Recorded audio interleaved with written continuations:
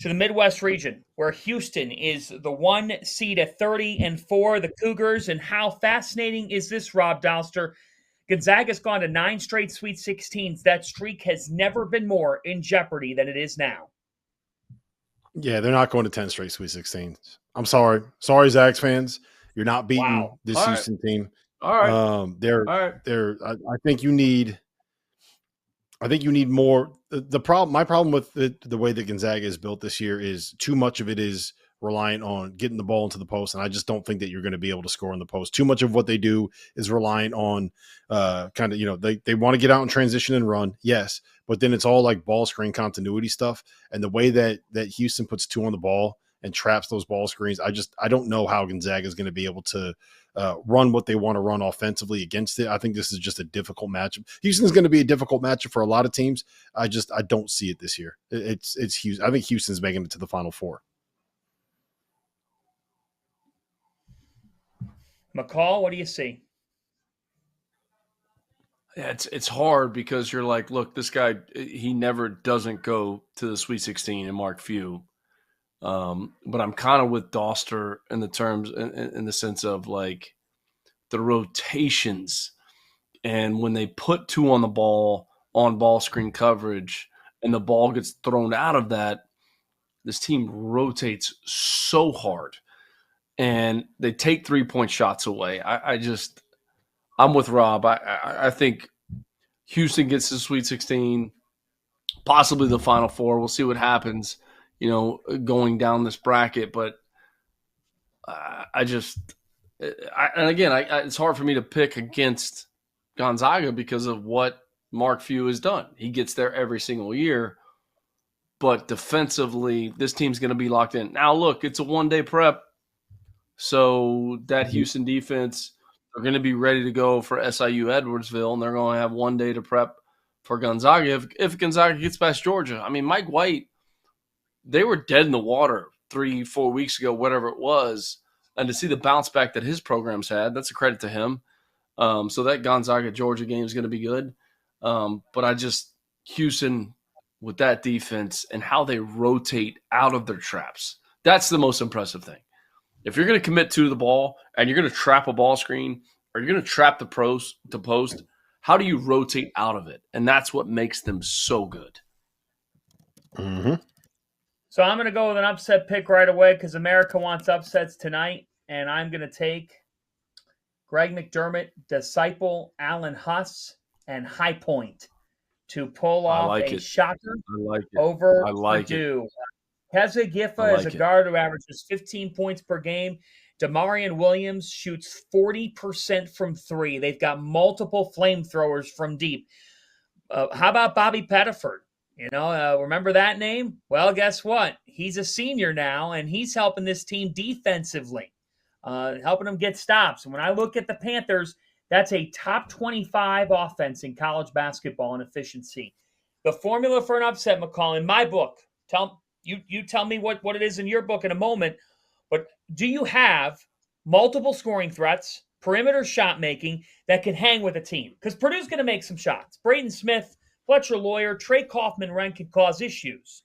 But I do think there's the key also to a higher seed getting upset is there an element of predictability with what they do? And I think what Purdue does has been great for Purdue this season. But when you're in the NCAA tournament, you're going to face terrific teams, whether they're mid-major or high-major. And the upsets are going to happen somewhere.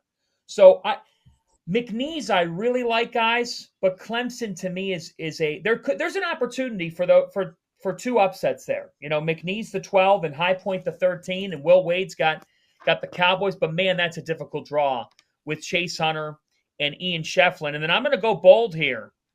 And I know that here's my science for this, Rob.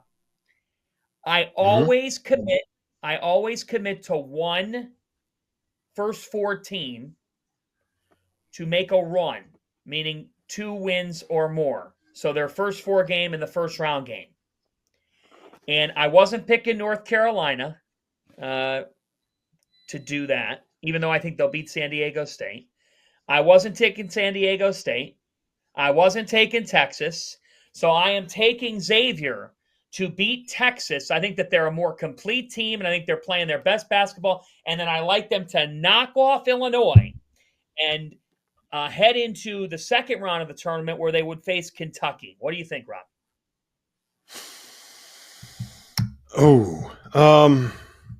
I like Illinois there. I said this on the previous hour that that St. John's, Arkansas, Kansas is the most interesting region in terms of storylines. I think the most interesting region in terms of games and how good these teams are going to be is that, are we going to get Illinois and Xavier? Will the winner be able to face off with Kentucky? Those are three teams that are incredibly fun to be able to watch, and incredibly fun teams in terms of how they play and their pace and whether or not they get up and down the floor.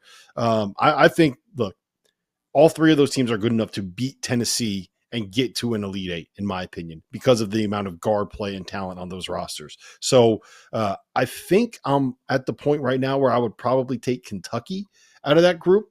But there's a very real chance that Xavier can make that run. 1 point on you mentioned McNeese and High Point, Fanta, and I'm curious your take on this, McCall. I got an up close look at McNeese in South Dakota, right? And I've followed them, I've watched them. They were part of one of our events, and hopefully they'll be a part of future events that we do. I think that Clemson is a nightmare matchup for them, because I think what McNeese wants to do is they want to force turnovers, they want to get to the glass, they want to kind of out physical you, they want to out tough you.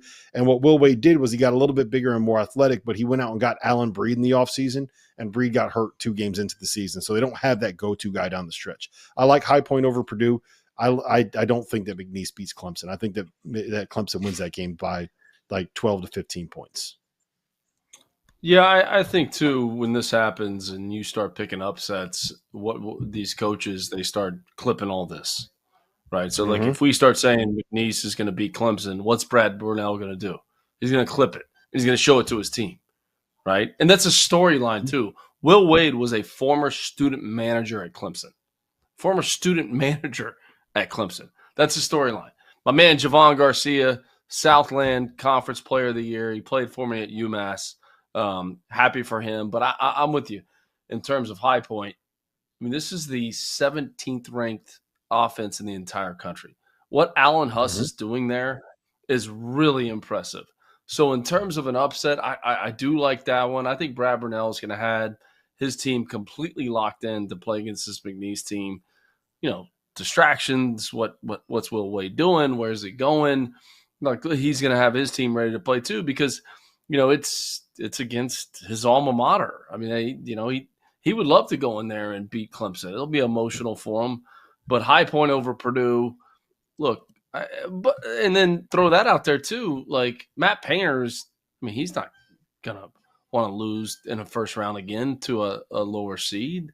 So I think both these matchups, I can see why we would think upset. But I got to be honest with you, I don't think either one of them happen. I think Clemson advances, and I think Purdue advances. Wow. Interesting. What a second round game.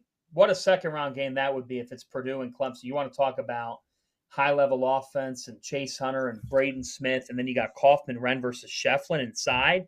That would be just sensational, efficient basketball. I got to tell you, here's my take. What do you think of this, Rob?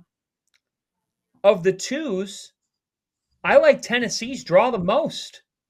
Like, I really think they've got a nice path to make the Sweet 16, if not. I agree with you. I agree with you. We could get Kentucky, Tennessee. Like, I agree with you. A rivalry in college basketball in the SEC, I agree with you.